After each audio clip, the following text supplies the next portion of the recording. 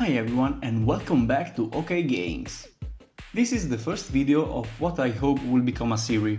In this video I will show games made in just one day of work, where with a day of work I mean less than 8 hours, because I have other stuff to do during the day, you know. Why am I doing all of this? Well, mainly because I like creating games and I find this a good way to challenge myself and a great tool for improving my skill. A game that I used to play a lot when I was younger was Super Pang. Super Pang is a cooperative 2-player arcade video game developed and released in the 90s. The gameplay consists of these bouncing balloons that, when get destroyed, splits into 2 smaller ones. You control a character that can fire a harpoon, and if you hit a ball, you pop it. The goal is obviously to pop every ball in a stage without getting hit and trying to complete the whole story. This game features a lot of different weapons, each with a different shot type, like the gun for example.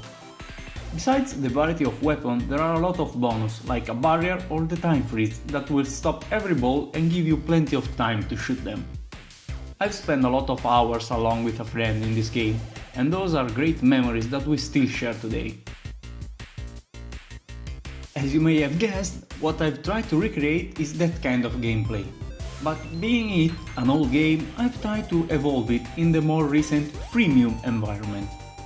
So given the time I set for myself, I decided to make a survival version of the game, where you get points when popping the balloons and where you can spend those points to improve your character for being able to survive longer. So I started by grabbing some assets from Kenny. It's a great site when you can find a lot of stuff, would it be sprites, sounds or models, and you can grab them for free or through a donation that surely helps them. Go and check it if you haven't already, I'm sure you can find something you need. After gathering some assets, I created a new project and set up the game scene with a cool background and the character.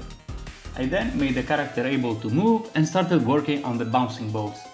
At first, I started writing my own physics for handling the balls, because that would have given me a lot of freedom of customization. Unfortunately, the first results were very disappointing. Given the shortage of time, I then decided to use a physics material with zero friction and maximum bounciness to achieve a more good-looking result. I then proceeded by creating the harpoon and making the player able to shoot. Added some colliders and set the collision matrix for the physics to work the way I intend to. After all of this, I have achieved something that is playable. Awesome! But at the moment you can't really tell what's going on, and most of all you can't lose. I therefore added some UI, starting from the life of the player, the earned points, and the lose pop-up.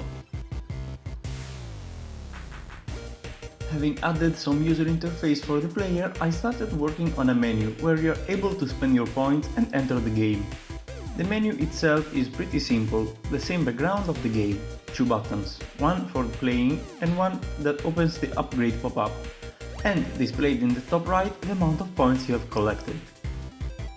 I then linked the menu and the game with a quick sync transaction, and there you have an almost complete game. All is missing now is the upgrade logic and some polish to the game.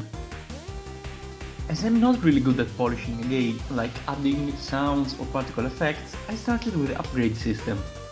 I thought of 3 bonus/upgrade. One that increases the movement speed of the character, one that gives you extra life, and the last one that makes the harpoon faster. With that in mind, I've got an upgrade manager that will handle all of this stuff. I've created the upgrade pop-up with 3 buttons to buy the upgrade, a short description and an image, and then I've linked everything together. It was time to add some effect. I've opted for something simple like a sound and an effect when you pop a balloon, and an audio when your character is moving. Last but not least, I've added some control for being able to play the game with the phone. It was enough for me. I didn't want to push this game any further because I consider it just a training exercise.